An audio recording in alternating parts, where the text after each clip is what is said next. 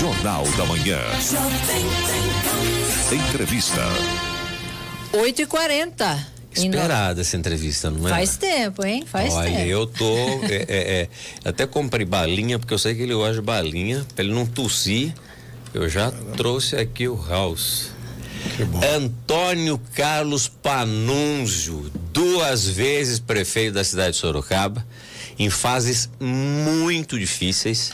Uma delas numa reestruturação pós o governo do prefeito Paulo Mendes, que também enfrentou uma fase difícil naquele momento de mudança de moeda e estabilização da economia brasileira.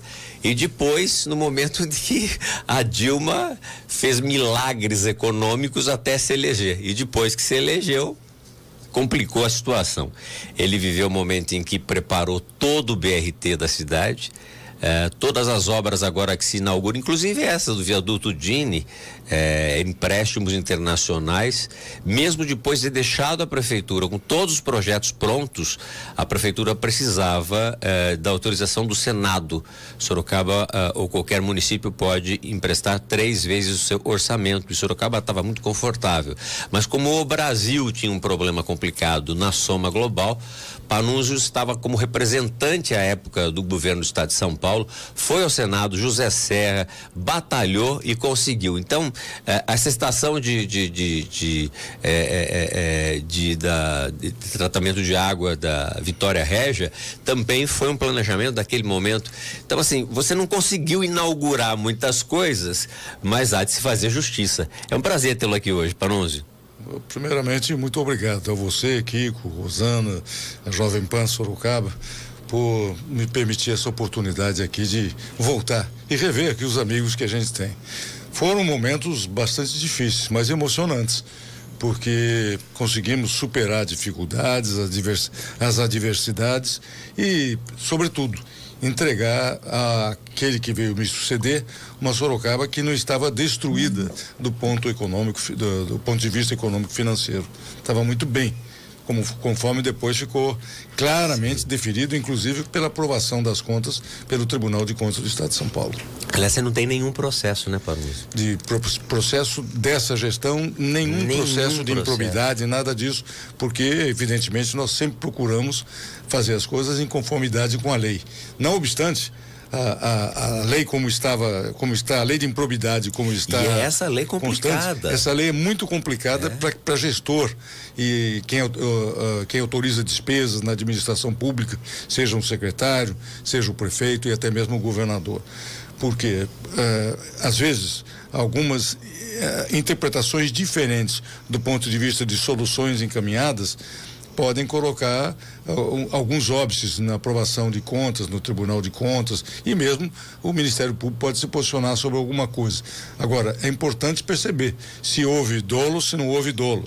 Se não houve dolo, é injusto querer colocar um gestor público, seja ele quem for, como acusado criminalmente por alguma coisa, como aconteceu com muita gente que entrou na política. Vale mais do que muita obra, né? Porque é um legado, né? A um nome, Panunzio, o nome do seu pai, Armando Panunzio, e às vezes as pessoas acham que o político tem que fazer muito, né?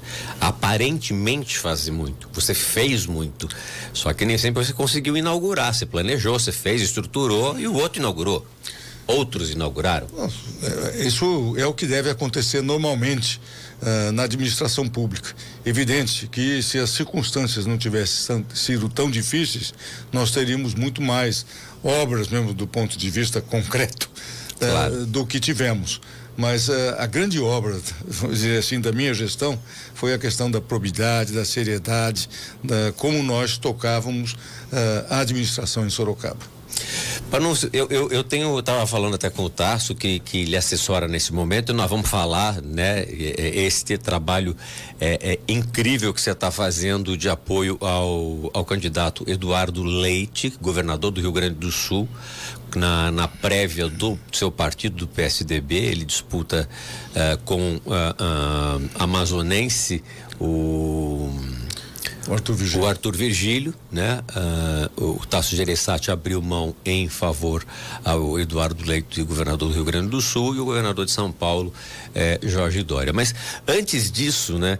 Eu lembrava aqui que nós tínhamos naquela eleição que você ganhou apertadíssima do então ex-prefeito e ex-deputado Renato Amari, e que nós tínhamos uma pesquisa que ela estava errada.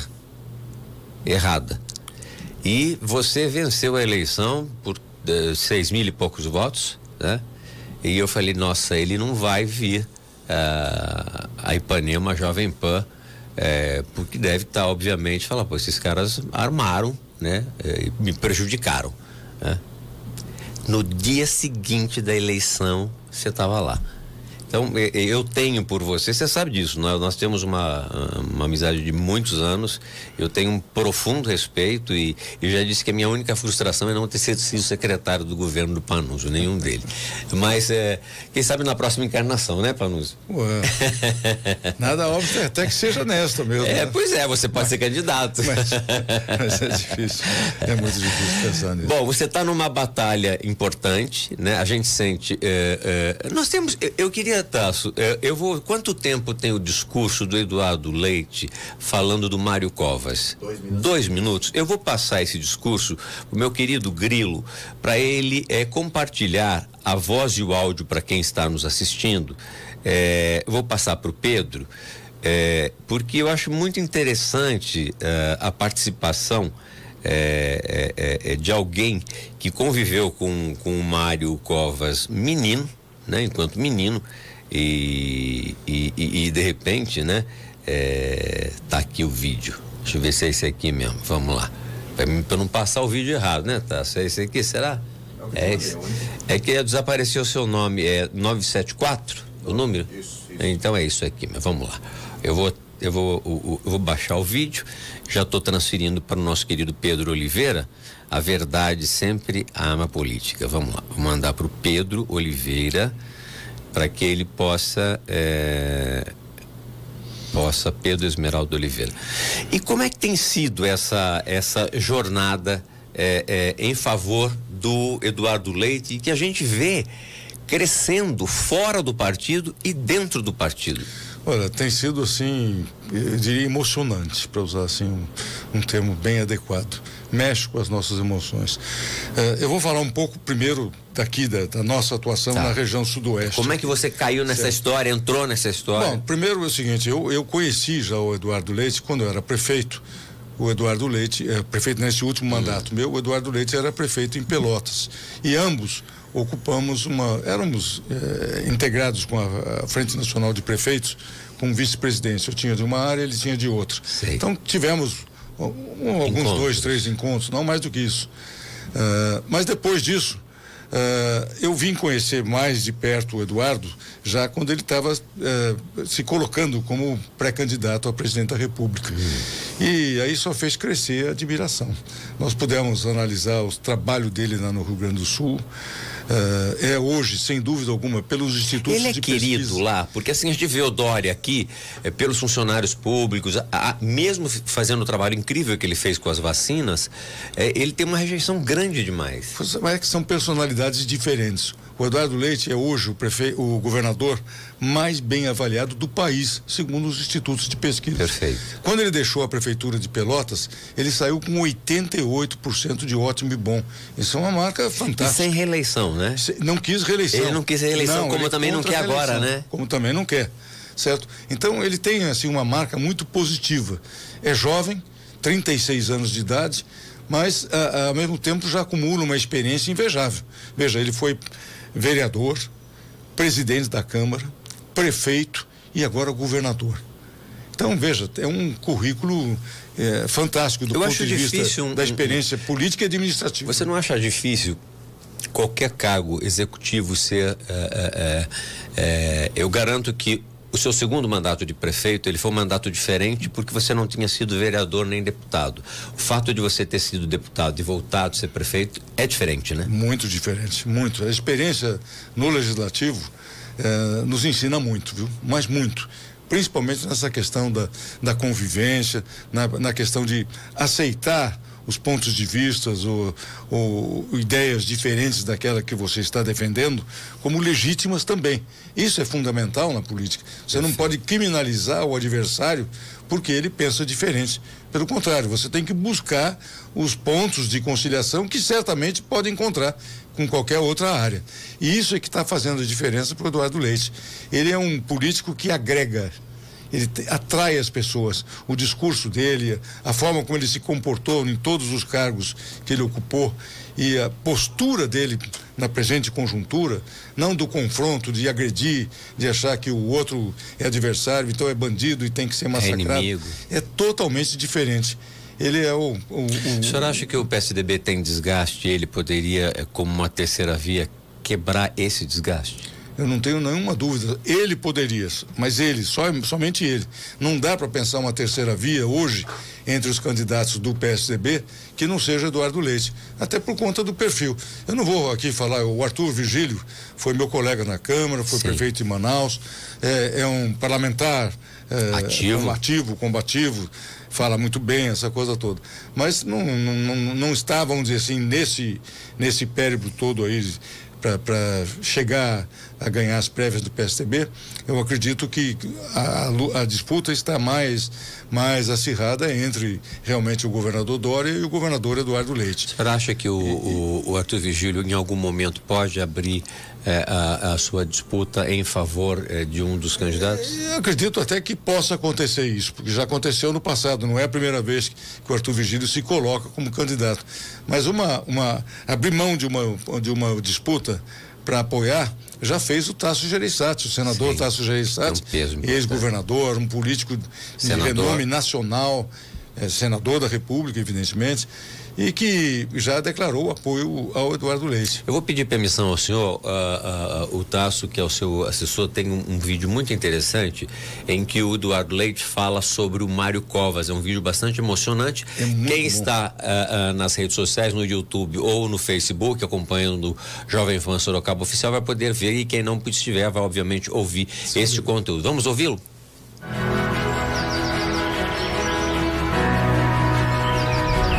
A verdade sempre será a minha arma política. Apresento-me ao povo brasileiro sem maquiagem, frente a frente. Tomo a decisão de marchar rumo a um país renovado que ingresse numa nova era, sem ambivalências, sem temor de ousar, sem concessões à demagogia irresponsável. Asseguro que é sim possível conciliar política e ética, política e honra, política e mudança. Não aceito a visão pessimista dos que não veem saída para a crise.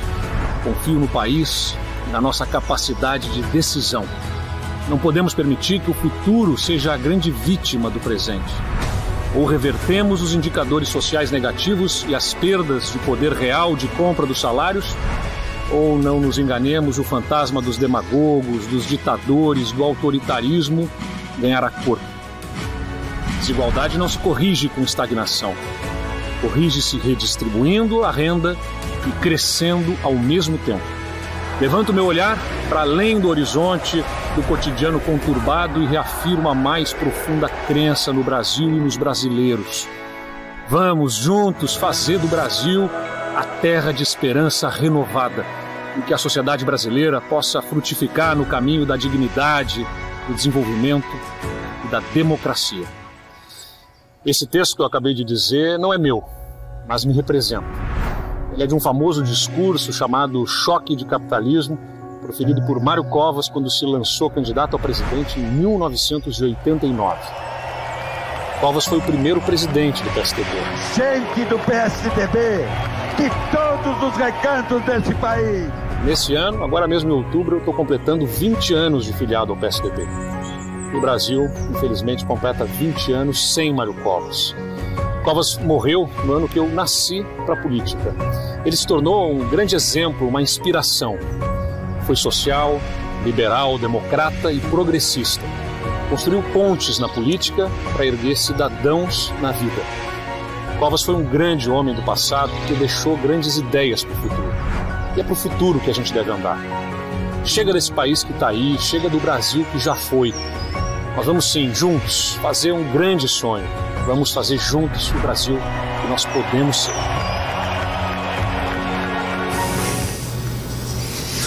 Gente, mas é atemporal, né? É de emocionar. É de emocionar. E é atemporal o discurso do Covas, né? Ele não tem tempo. Exatamente. Que fantástico. Parece que foi feito agora. Agora, para essa conjuntura. Deputado, prefeito, é o último cargo. Prefeito Panunzio, nós vamos um intervalo comercial. O senhor quer tomar um café com quem? Com quem? Com você mesmo. Obrigado. Então tá bom. Café Excelsior, produtos da Padaria Real, e a gente volta em instantes falando dessa disputa e de outros assuntos do Brasil.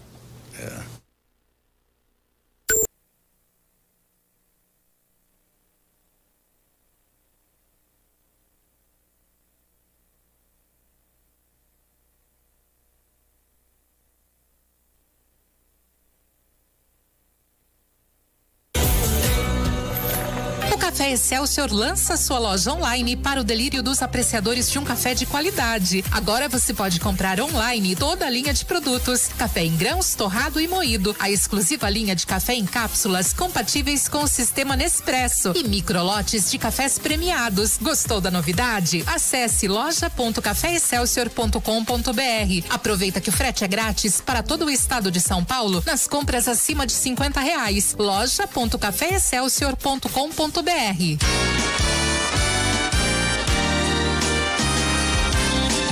Informação, notícia, Rádio Jovem Pontualmente 9 horas. Repita. Pontualmente 9 horas. Hora certa para a Soma Jeep Sorocaba, que informa: venha dirigir o carro mais tecnológico produzido no Brasil. Novo Jeep Compass T270 2022 chegou na Soma Jeep Sorocaba. Agende agora mesmo seu test drive e conheça o maior lançamento do ano. Para atendimento online, acesse somajeep.com.br. Muito bem, Rosana, só quero afirmar o seguinte, que nós tentamos já contato com a assessoria do governador João Dória e o espaço também está aberto.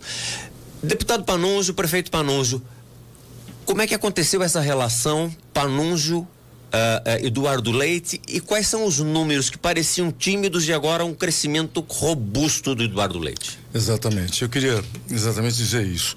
Nós estamos hoje vivendo um cenário que nos aterroriza a todos. Ou seja, de repente chegar num processo eleitoral em outubro do ano que vem e ter que fazer aquela escolha muito ruim. Ou seja, eu vou votar num porque eu rejeito o outro, ou vou votar nesse porque eu rejeito aquele, certo? Ou menos ruim. Isso, é ou mais ruim ou mais pior, como eu costumo dizer. Isso não resolve, isso nos angustia. E se não tivermos uma opção de terceira via, certamente isso vai acontecer. E de repente, essa candidatura do Eduardo Leite devolve-nos a esperança de que é possível sim termos um futuro. Um futuro que seja bom para o país. Dá para comparar a esperança do Panunzio ganhando do Renato, que tinha uma eleição ganha? Para prefeito? Para quem está aqui naquela época?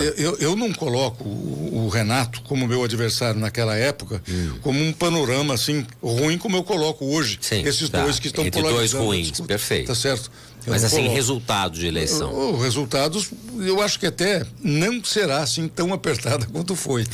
Eu vejo uma boa perspectiva, porque a população está sedenta disso, de querer voltar a ter esperança.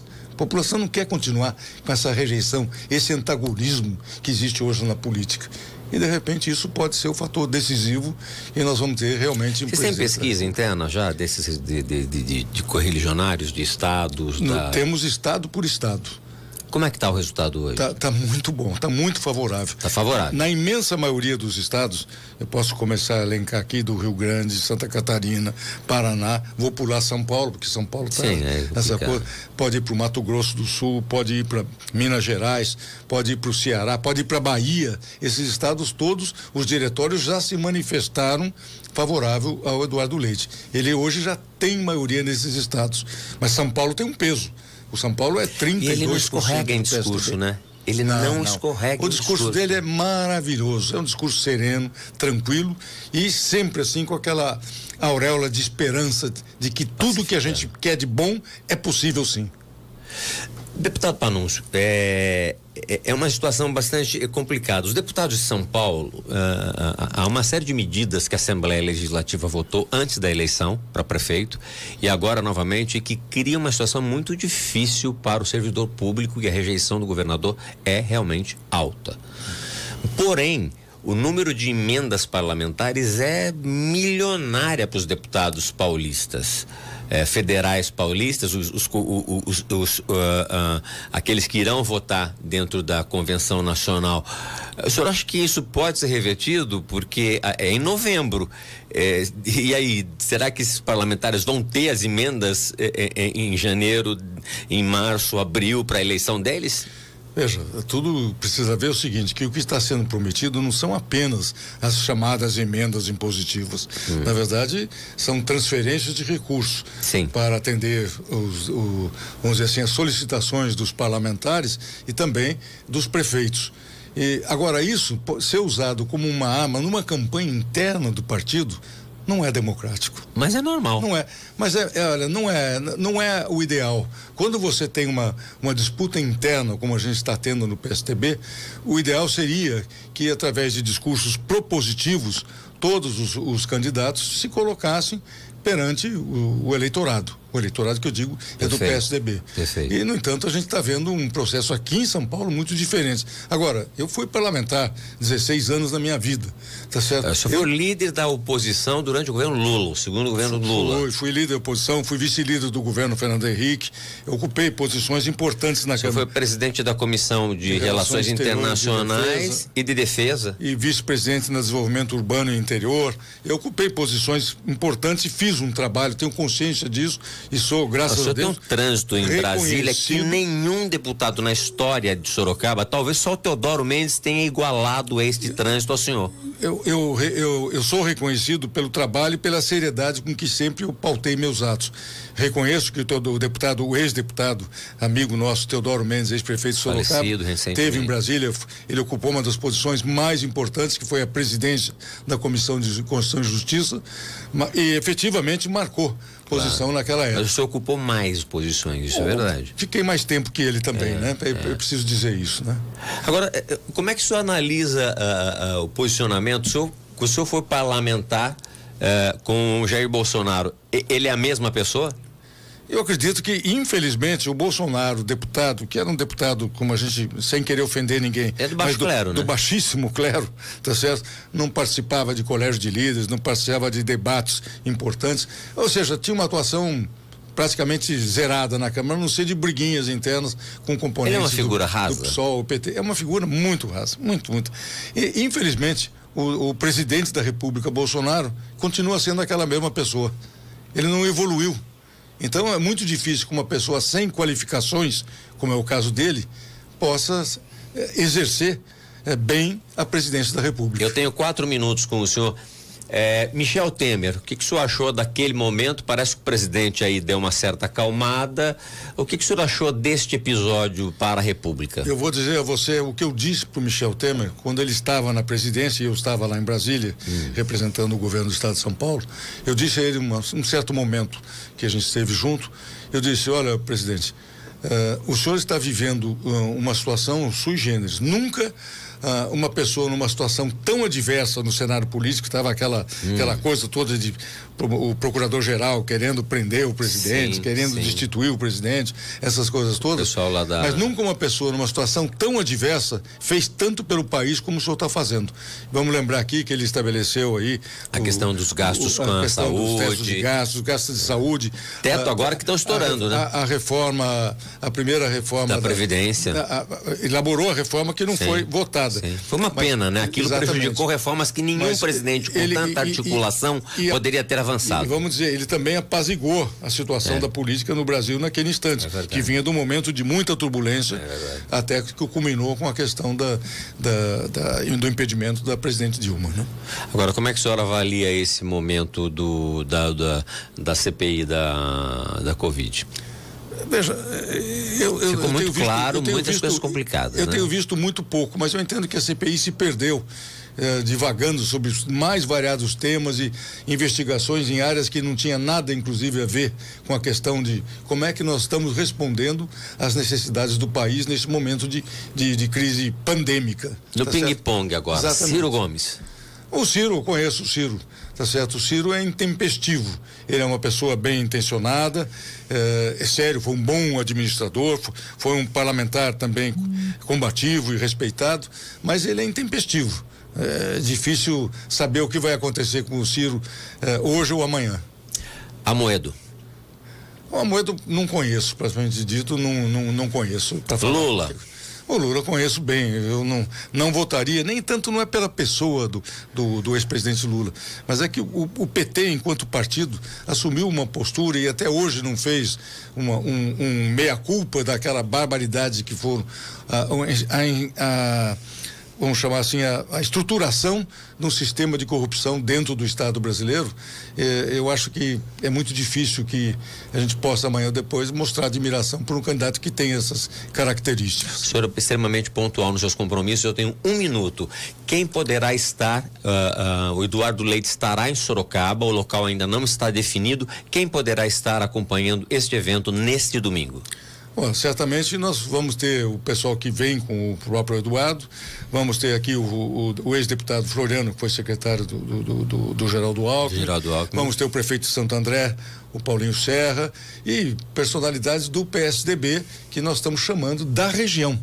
De toda a região. O senhor foi o presidente estadual do partido e tem um outro presidente estadual do partido que é o ex-deputado, o atual deputado, que foi presidente também estadual do partido. Me ajuda a lembrar, não. O Pedro Tobias. Pedro Tobias. O Pedro Tobias também está junto conosco. Não sei se ele virá até aqui, mas está junto conosco. Na verdade, nós temos. Hoje estão na campanha, sou eu e Pedro Tobias, como ex-presidente. Sim, eu vi. Mas eu posso, um manifesto importante que. Eu posso dizer o seguinte: dos ex-presidentes do partido, o Silvio Torres, que também foi companheiro nosso lá na Câmara Federal, não está participando ativamente, mas tenho certeza, simpatiza também com a. Tem muita gente na moita. Tem muita gente na moita. Deputado Panunzio, prefeito Panunzio, obrigado pela entrevista. Eu quero poder conversar mais, falar sobre relações internacionais. A gente teve muitos problemas, falar um pouco mais sobre economia, mas a gente vai ter uma outra oportunidade diante do compromisso que o senhor tem. Compromisso assumido, 9h10, o senhor está liberado. Obrigado pela entrevista, sempre um prazer tê-lo aqui. Eu agradeço muito a vocês, agradeço pelas perguntas e, sobretudo, pelo privilégio de, em pouco tempo e pontualidade para encerramento, em função dos outros compromissos que nós temos, nós podemos, encerramos aqui essa entrevista. Olha, o senhor, na verdade, é o prefeito vivo da cidade, o senhor fez 80 anos, né? Eu? 78.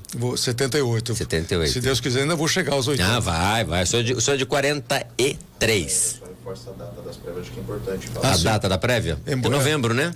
As prévias serão em 21 de novembro. Todos os afiliados ao partido, ao PSDB, deverão votar. Poderão e deverão votar. As inscrições para votar na prévia, uma vez que tem que fazer inscrição, porque essa votação será online, foram abertas no dia 14 de outubro e se encerram em 14 de novembro. Então é importante que os afiliados ao PSDB se inscrevam todos os filiados vão poder todos vão poder votar. Tem ponderação de votos diferentes para os parlamentares, o governador, prefeito. Mas não vai ser no papel não, né? Não tem briga no papel. Tudo online. Então tá bom. Tudo online. Bom, a gente volta a falar a respeito dessa data. Perfeitamente. Obrigado, Panunzio, um prazer tê-lo aqui. Use a gente, na verdade, você é um cabedal de sabedoria, é uma escola para todos nós e a gente tem um profundo respeito e carinho pela sua figura. Um grande abraço e até a próxima oportunidade. Obrigado.